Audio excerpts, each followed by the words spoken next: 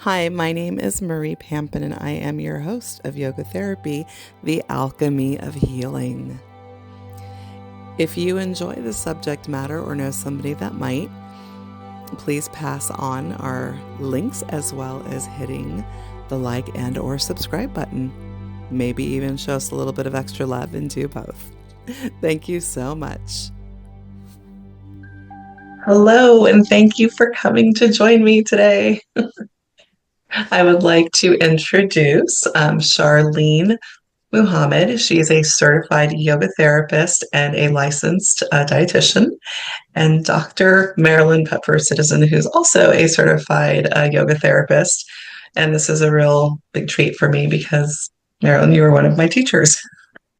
Thank you so much for joining me today and discussing yoga therapy. Um, as I shared earlier, that I have this vision that we can hopefully help to share what yoga therapy is to the different communities out there. But specifically today, not only are we going to be talking about yoga therapy and what yoga therapy is, but you two have written a book. So super excited to touch on that. Yoga therapy, no, excuse me, yoga in the Black community. So hopefully we can interweave that. I would show a picture of the book. Do either one of you have it close by? The book? I Mine do is have on my Kindle. I have my own copy, so it has a heart on Yes, it. yes, yes, yes. Look at that. Wonderful. Yeah.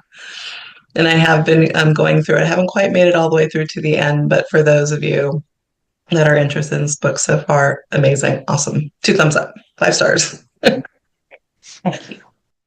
So I thought maybe what we can do to start off is if both of you wouldn't mind just sharing a little bit about your history with yoga and your road to becoming a yoga therapist. Charlene, would you like to start? That's usually easy, other than we both jump in right there. Yeah. So for my own personal yoga journey, I was introduced to yoga. I had the great privilege of being introduced to yoga through my mom. And so this was early in the 1980s. And so this is when yoga was not necessarily a popular venture for Black yoga folks back in the day. And my mom introduced me to yoga, and it was through Integral Yoga. So that was the yoga center in New York City where I was living at the time.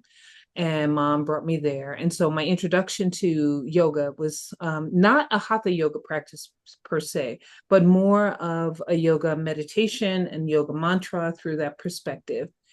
And but I fell in love with it. So from coming into yoga in that way, and my mom just noticing back in the 80s, we weren't talking about stress at the time, but she recognized that her daughter was a little stressed. Now we know what the term was. And so she introduced me to yoga.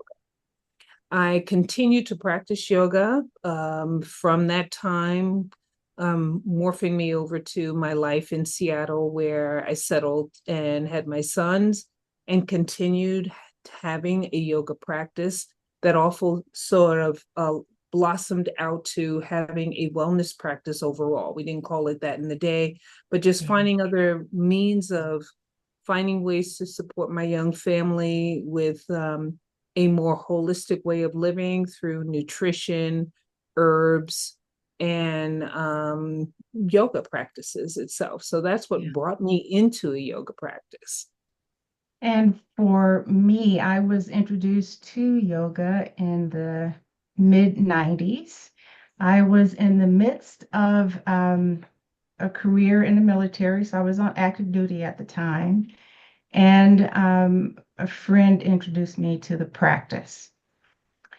Initially, it was a hatha practice, but what I later discovered was that there was a parallel path that just seemed to work for me. Kind of found my way here on my own, but it was that my own spiritual practice that I had before coming into the military just aligned with what I learned philosophically about yoga. And so periodically I would teach while I was on active duty when I was in places where I had the opportunity to do that. And then after I retired in 2010, started to pay a little bit more attention to it, studied a little bit more in depth.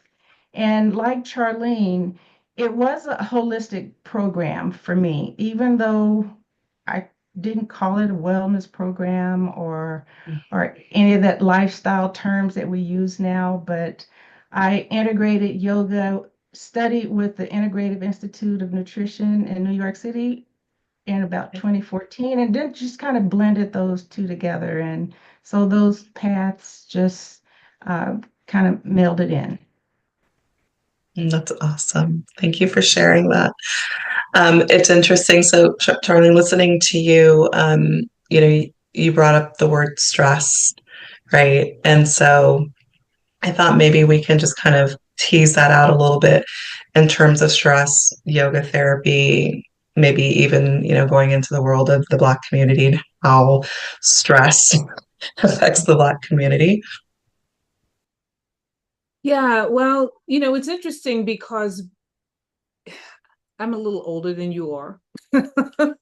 And so think about my lifestyle as my life. So I grew up in the 60s and the 70s. And if you think about what was happening as far as civil rights during that particular period of time that I was growing up. And then again, we have more language for it today than what I was actually, my lived experience, so to speak.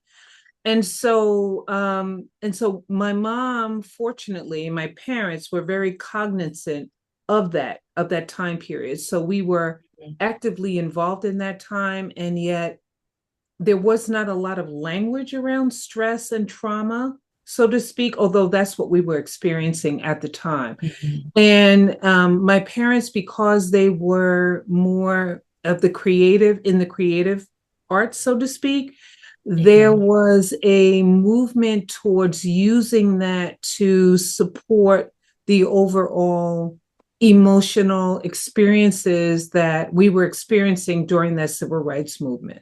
That's the best way I can explain it in today's terminology, because back then we weren't thinking about it in the terms that we have today. But there definitely was a need to address those experiences and the impact that they were having on our lives.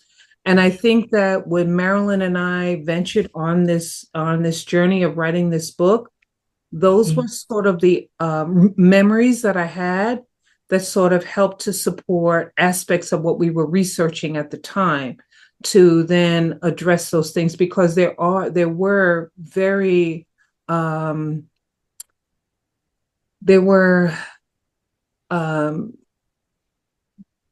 very innate practices that we had as a community that we were using in order to support us through those particular processes. And then with my mom, dovetailing that to something like a yoga practice, we could begin to see the alignment of those particular practices to codify it and be more formal and intentional in how we supported the community. Yeah.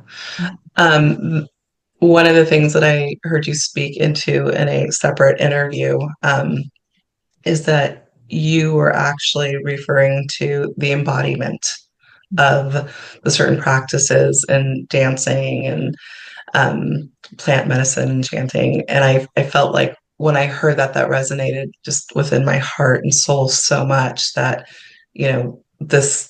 this crossing over of these beautiful pieces of yoga and how we embody things and how we express and how trauma gets stuck in the body and how do we get that trauma back out.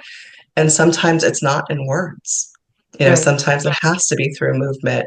It has to be through art. And I believe your mother was a dancer. Is that correct? Yes. Yeah. So to be able to, transform that trauma, is just, it's a beautiful thing. And reading it and hearing it was really exciting. So, which leads me down to you, Marilyn, because one of the things that you brought up was spirituality, and with yoga, I've said this before in different podcasts, but we have, yoga means union, and with yoga therapy, we're looking at the different koshas. And so the spiritual aspect of what yoga brings to us, which you found in your journey, or at least connected to, I should say, in your journey. Right.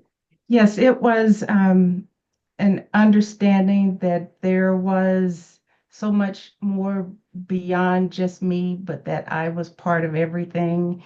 And being in the military, the jobs that I had, death and the end of life was also very near and something that was discussed quite often.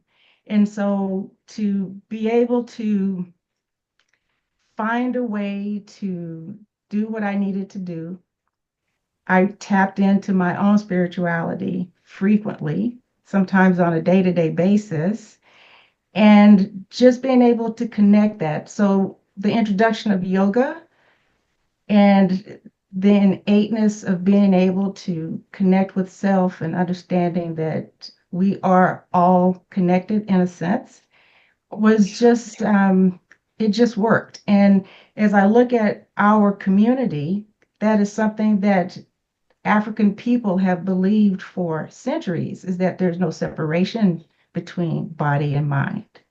And so it was a way to really be able to navigate difficult situations as I needed to. And to your point, Marie, really understanding that when there is challenge and stress, to be able to find a way to let it move through us rather than being held by us. Yeah, absolutely. I love that. That's beautifully stated. Um, but also the support, whether it's to a higher power or within our communities or within other people. Again, one of the things that I did hear, and I'm not sure who actually referred to this during the Shannon Stott interview, is that, we're also good at going hard and doing and pushing past things and not necessarily connecting back into the things where rest, the connection, releasing the trauma through breath or poses, right? So I was hoping that you guys can help to explore that a little bit and how yoga therapy opens that up to your community and other communities as well. Yeah, I'm going to toss that to Marilyn because she often speaks about the sojourner syndrome. And so maybe you can sort of unpack that a little bit. Yes, Sojourner Truth um, was a really famous woman who helped enslaved people to escape. And so the syndrome itself, particularly in Black women, is this effort to constantly work your way through whatever presents itself. No matter how difficult the task, you're going to get through it. No matter how challenging the relationship, you're going to hold things together yourself and get through it. So it's really this constant um, this constant pushing without taking the time to like reevaluate, to take care of self. And over time, this weathering, the term weathering, it builds. And so years of carrying everything on your shoulders, like nobody else can fix Thanksgiving dinner like I can. So I need to carry the burden of it all. But to get to a place where really, when I think about it from a yogic perspective, is drawing others in. So it's almost like if you have to do Thanksgiving dinner yourself, we're cheating others from the opportunity to feel the joy that we might feel if you like to cook, Yeah. for preparing the dinner yourself. And at the same time, giving yourself time to enjoy and be present and taking it in. So it's that um, getting past having to do everything yourself and not feeling guilty about self-care, about caring for yourself. And I just recall, this constant reminder of, taking an airplane trip where the attendants tell you to put your own oxygen mask on so that you can take care of others. So, that's another really good reminder of a way to deal with that syndrome. And I would Right. just say, what's really interesting is that we've had a good example of that just recently. So during this election period and the level of Black women who elevated themselves to come behind Kamala Harris in particular, and then having the disappointment of not having her, the election result not being where she is. So regardless of where you are in your politics, but the fact that Black women after that election said, we are tired, of carrying the burden of supporting, the overall results of what happens in this country. And that resonated with me loud and clear. Like, wow, that was a great example of what the Sojourner syndrome is that women, Black women in particular, felt the necessity to step up and then to feel the burden of that result, that they were trying to carry and support this, the particular overall, society itself, that they felt that particular burden. And I think that that's something that Black women, all women, I just think Black women have a language for it, that women feel that they're carrying they're carrying society because we're the caregivers, we're the parents, we're the mothers, and that they had that language to say that. Yeah. And that burden was atop all of the burdens that they were already carrying. Right. So we don't let go of anything. We just continue to add to it. Right. Yeah. And that's the stacking. When I started over at Maryland University of Integrative Health, I want to say it's either the first or the second semester, but I'm pretty sure it was the first semester, I learned a term, allostatic load.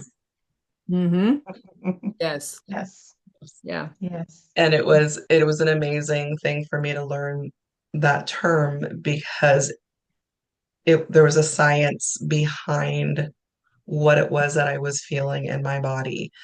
And, and it is a lot of that caregiving. I'm 56. I've, been in a marriage, raised my children, have grandchildren, just took them on a trip, and just that. And that's not even going outside of my own life. That's just my life, right? But now with yoga therapy, having the tools to kind of manage it a little bit better when I start to feel that load get a little heavy. Yeah. It's so good to have the language.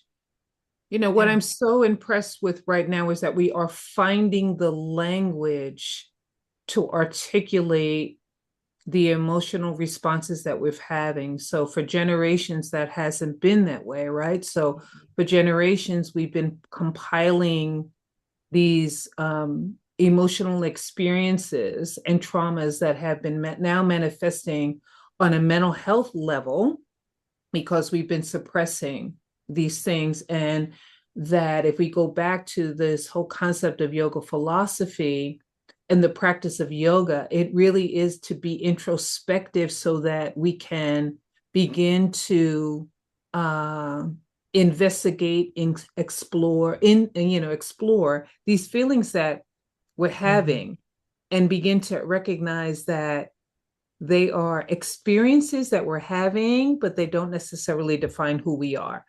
And that I see is really what's key to yoga therapy practice, is to get back to those particular points where we can support people in having that experience themselves. Absolutely. And to add to Charlene's comment, also important to recognize the experiences that we're having, to understand them, to be present in them, and yet not lose sight of the work that still needs to be done, but being able to be buttressed in a way that you can continue the work that you need to do and sustain yourself through that work. Yes. Yes, absolutely. Um, in your book, Yoga for the Black Community, is there anything that you would like to cross-reference while we're here talking about allostatic load, trauma, and how we experience trauma? Well, one thing that came to mind as I was listening to the conversation, I was reminded that there was one fact that I unearthed that was new to me. Well, there was a lot that was new to me, but that Black women are, according to this one study, 7.5 years older than white women based on our telomeres. And it is from that continued stress, generational stress and trauma that we're dealing with. And I thought about that. Can you imagine just being born and already being 7 years older than where you should be, just because of what you had to bear? Yeah. So I know what telomeres are. Could you maybe just kind of speak a little bit into what the telomeres are so that way somebody who's like, what's a telomere? And not a neuroscientist here, but the end of the DNA that is a marker for aging. Yeah. And so And that's you want them to be longer, not shorter. shorter. Right. Yeah. But the beautiful thing about what Marilyn is sharing is that then there's also research around how we can increase our longevity through various aspects of the yoga practice, right? So various aspects of meditation and pranayama, which is the breathing practices that can support the longevity, as because it decreases the stress response, the allostatic load in the body. And once we can decrease those allostatic loads, then we're able to move on to some of the other principles of yoga, where we can begin to work on deepening our concentration. We can begin to define what our dharma is, what is our purpose in life, right? Yeah.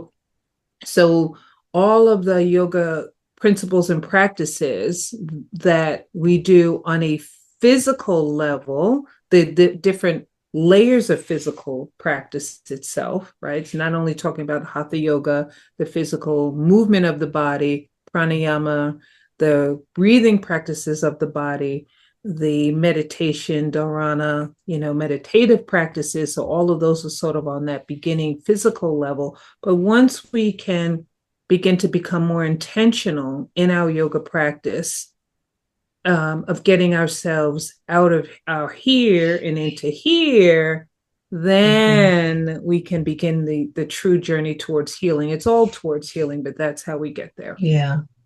The healing, the finding resilience. Yeah, absolutely. How do you see those components that you just spoke into in terms of yoga in the Black community? How does that help to foster wellness? In every community, regardless of whether you are an African American or any indigenous people on the earth, we've all been given a healing practice. We all have one, regardless of where you're on the planet, because that's the beauty of nature, that nature gives us this way to attune to who we truly are. And so for Blacks in America, we've been robbed of that because we were enslaved. And so Marilyn and I, our work and our initial research is to go back to and to reawaken those particular practices within our community so that we have a reminder that these things are innate within us. And so it's that awakening that happens. Some particular communities or cultures, they naturally have that because they haven't been robbed of that. So it's already within their cultures, it's already within their traditions. So for Blacks in America, that's something that we have to reawaken, to remind us that we have these things. And healing is natural, healing is innate, it's within us, and it just needs to be awakened. That's the beauty of the yoga practice, because that's the goal. It's to awaken what we already have within ourselves. And so in writing Yoga in the Black Community, it's a reminder that these things are already within our culture. It's already within our traditions. So let's go back and look at what those traditions are and reawaken those, so that we can begin to recultivate this healing that we all need, regardless of who we are. We all need it. And we felt that it was very important to recognize what reality is. And the reality of our circumstances are heavy to bear.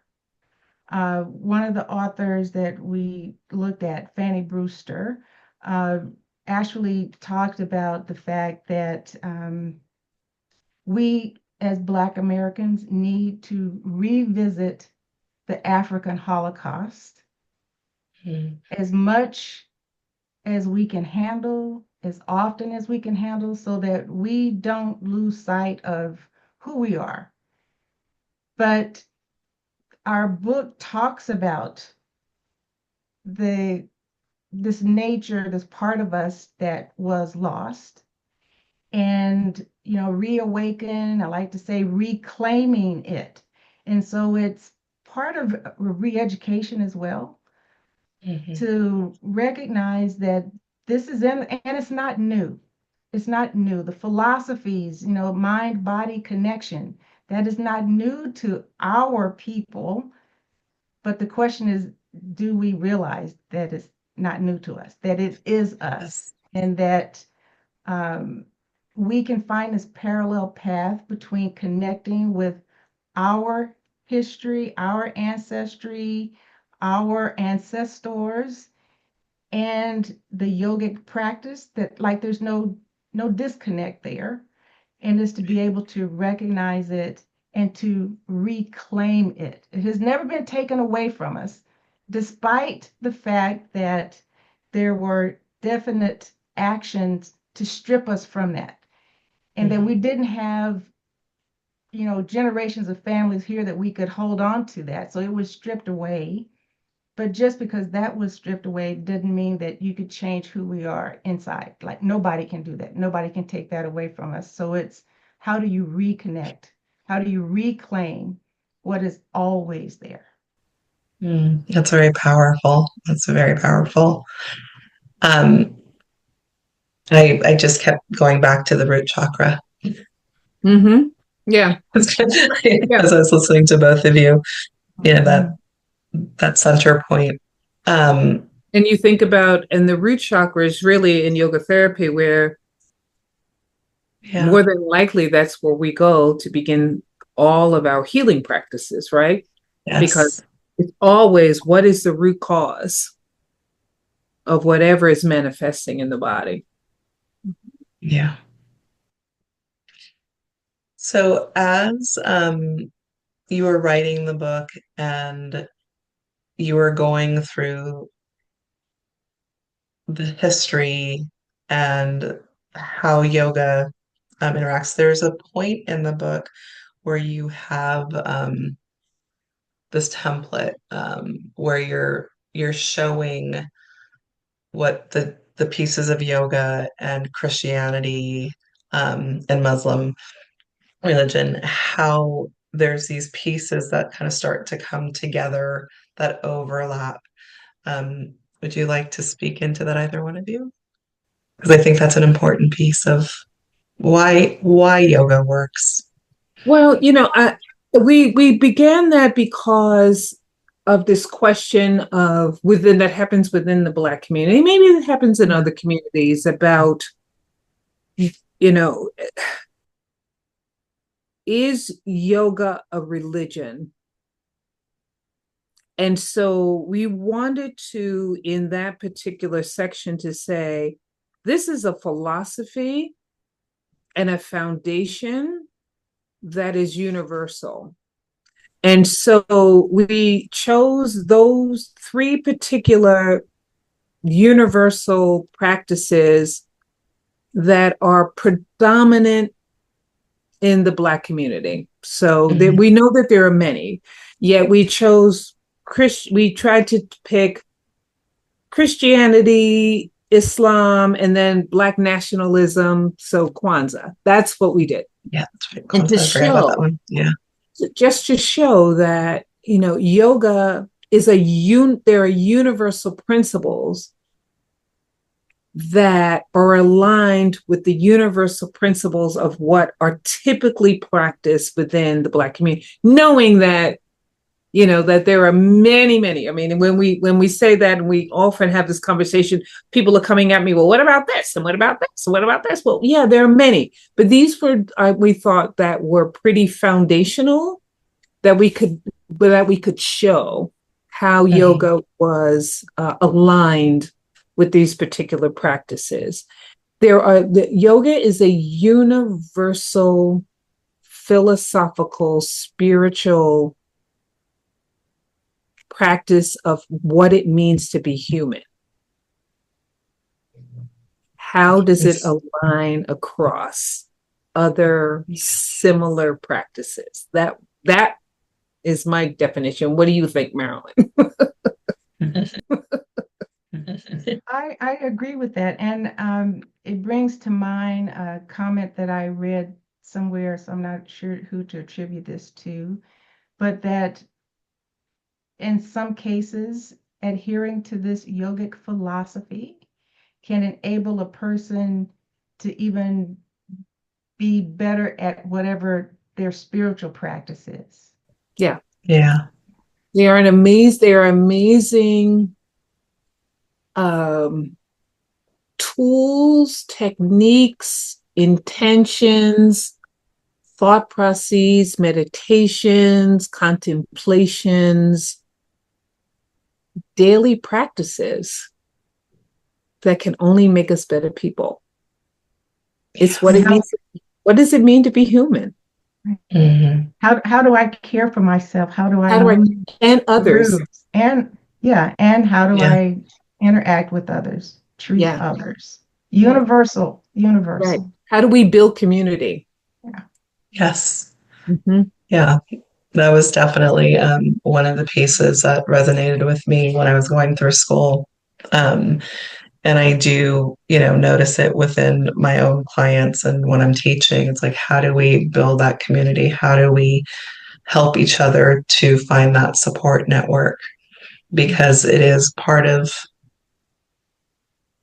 what we need to be able to survive. We're not just this lone island, right? When somebody comes knocking at your door and says, I'm interested in yoga therapy. And even though you did a beautiful job of, going through and talking about why it's important, how would you describe to, say, a new client or someone who's interested, what they might see in a yoga therapy setting? Well, I think for me, one of the first questions I would ask would be what that individual's understanding was, and then to go from there, but to also ask what their desire is, like what's important to you. Yeah. And then explain how this practice of yoga therapy could support them in reaching what they hope to reach. And also explaining and recognizing, acknowledging that each of us is so much more than what we present. Yeah. Most clients that come to me are coming for a physical manifestation of pain or trauma. And so they've heard that yoga is something that can help them. And so that's fine. And so I meet them where they're at. and yet I am hoping that they will explore a deeper understanding of themselves over time. And so I explain it in that way that, we can certainly meet you for your knee pain, and yet that I've been having this knee pain for years, and someone told me that yoga is the way that can support that. And so we can explore it. I meet them where they're at, coming from that outer layer, and working our way through the koshas in that particular, not that I have that conversation with them, but that's what I try to guide my clients through. So guiding them through this outer layer of what's happening in their physical body so that they can ultimately get deeper inside of themselves to get to the root cause, just like we had talked about earlier. So we can get to the root cause of what's going on. But I have to meet my clients where they're at. And usually they come to me because they have some kind of physical chronic pain. And someone has told them, before you go to surgery, try yoga therapy. Not that I'm a surgeon, but I'm just saying to you that that's usually what it is. It's like, okay, I've tried every possible physical thing. I'm told yoga might be able to help me. And so my goal then is okay, if someone is meeting me at that point, I'm hoping that they can get a deeper experience of what's actually at the root cause of what's going on with them, and that we can be on this journey to get to that point. Right. It's interesting that you brought up chronic pain, because one of the things that I found is that a lot of individuals don't necessarily understand the impact of chronic pain, how it affects them mentally, spiritually, emotionally. And that's, again, one of the things that has really led me to be such a proponent of yoga therapy, because we get to help support them in all of those different areas. When it comes to the Black community specifically, are you finding that more awareness is coming to what yoga can help create in terms of balance in somebody's life? For me, it goes back to that statement that I made, by understanding the person's reason for being there, their why. Um, and they may not realize that. I'd say in most cases they don't. But that's okay too. That's okay. That is how they present that day. And often, without explaining all of that initially, it is to help the individual experience how they present in a different way, to recognize it, and then you can grow from there. You can bring in different coaches like in the first session without going into depth, but to let them experience something that they haven't experienced before. And then I find that there is then a level of curiosity. I even had a client once before say, I've never felt my heartbeat. I felt my heartbeat today. And, and then this excitement grows from there. But I find with the clients that I work with that I start at the level that they present with that day and then go from there. But always recognizing that they are so much more than what they ask for help with. Yeah. I'm right there with you on that one. One of the reasons I asked is because I've also found, just straight across the board, through different populations, that yoga is perceived as this either Indian religion, right? Or this westernized, Lululemon, pretzel, right? And so for me personally, there's been a lot of, and this is kind of funny to me because I live in an area that, tends to be a little bit more open and creative in terms of what kind of things they're doing for healing processes. And so when I hear the word woohoo, It's like, what's that crazy, woo-hoo thing you're doing over there? It's like, well, it's called yoga therapy. Well, I also think this is the a good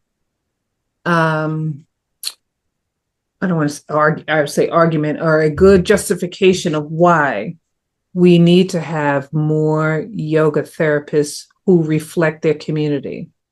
It is easier for myself to come into my community.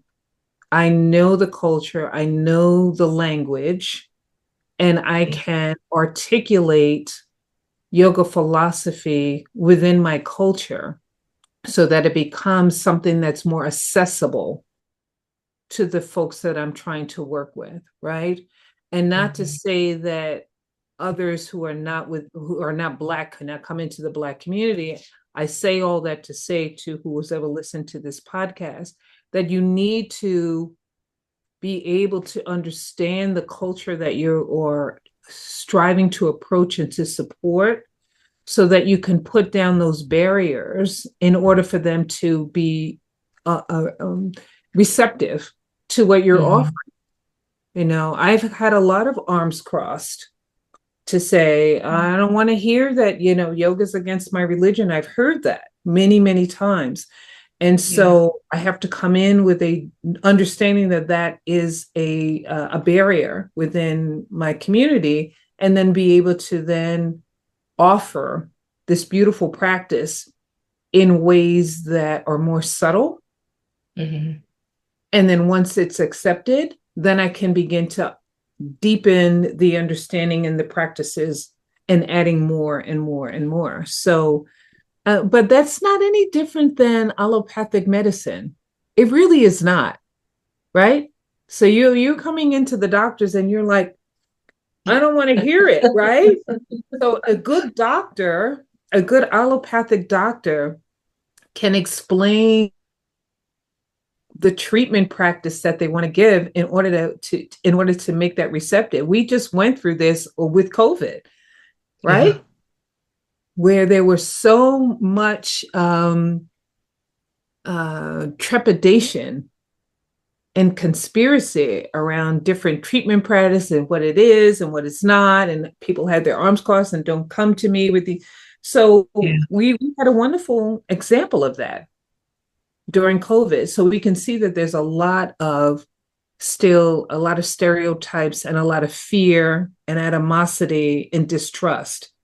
And so how do we, and that's just, we have to break all of those down in a variety of different ways. And believe it or not, yoga therapy is one of the best practices to do that because it's such a approachable practice. It's something that's so individual for folks. It's something that there's immediate, an immediate feeling of relief. There's an immediate response that is of healing that can be much more acceptable to help people bring it down. But I'm sorry, I'm on my soapbox. And I would add to that, to share a practice in a subtle way, but you still, to be effective for any of us, we need to honor whatever that person's beliefs are. And if we aren't careful, it is very easy to feel and sense when someone is not connecting with you, or that is talking down to you, or that doesn't have the history that you have. Right. And so it's important to be able to honor that person so that they can get there where they can experience that first gift of yoga therapy. Right. And one of the words that Charlene, you used was accessible. It is accessible. And, if we peel back, the philosophy of it and kind of go to, specifics of what we're doing, the breath work from a Western perspective, right? From the medical Western perspective, it is helping with the energetics of the body. It's helping to calm the nervous system. When we're looking at, the poses. The poses are there to, again, from the Western perspective, help us to find more strength, flexibility, ease in our body, right? The mental piece of it, just we're not therapists, but as we help people to, move into the space of their own self-reflection, their purpose, what it is that they need, again, there is the philosophical piece that we can actually point to, but then there's just, as you said, that accessibility to why. Because I do think a lot of people come in to see, say, a yoga therapist, and they don't know why. They don't know why they have pain. They don't know why they feel the way they do. They don't know why, they're having heart palpitations, right? And, going back to what you said earlier, is that we, as Marilyn also said, is that we can come in and have this amazing experience of being able to meet them where they're at. And it's not about religion. It is about, is that exactly what you said earlier, Charlene, is that we get to accessibly move through the barriers and help them, Marilyn, to meet where they're at. So that way they can start to go a little bit deeper from the outside in some cases inside out, but from the, and figure out what it is that they need for themselves when they need to rest, when they need to breathe, when they need to reach out for support. And I think that's a key element too, Marie, is to shine a light on how they help themselves. Yes, I love how they have the tools to be able to decide when this is happening, this is what I do. Yes. When this is taking place, this is what I do. Yes. It's empowering folks to go back to their own healing. Mm-hmm. That healing is self-empowerment.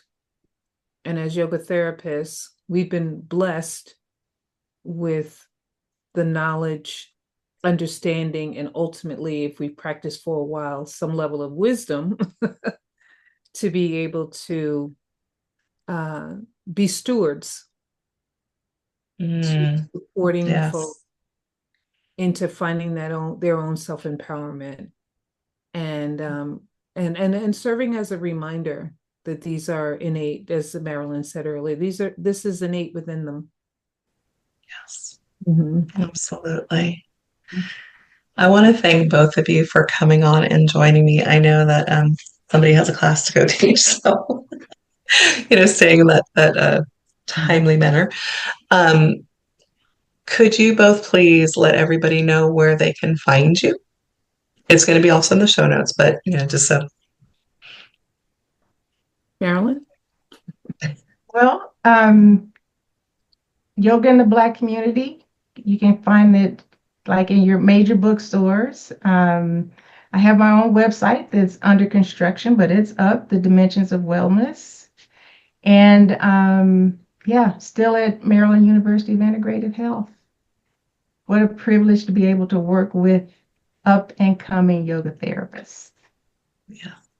Beautiful. And again, Yoga in the Black Community can find us. And hopefully in 2025, Marilyn and I will have that website up, Yoga in the Black Community. And in the meantime, you can find me at urbanherbalist.org. Also a graduate of Maryland University of Integrative Health back in the day. We're excited about the new Yoga in the Black Community website, though. Yes, we are. Yes. We're excited about that. Yeah, I'm excited to see that too. So thank you so much for my Thank you so much, Marie. This is beautiful. Thanks for having us. So good. Yeah, and thank you for your practice, and thank you for continuing the yoga therapy journey, and just moving us. We're the pioneers of this work, and I'm so appreciative that you have joined the ranks of us pioneers moving this forward. And codifying the conversations. That's right. That's important. Yes. Yes. Yeah, absolutely. Yes. Absolutely. Thank you for joining us today. If you would like to support this content, hit the like button, subscribe, or leave a comment. Thank you so much for joining us. Have a fabulous day.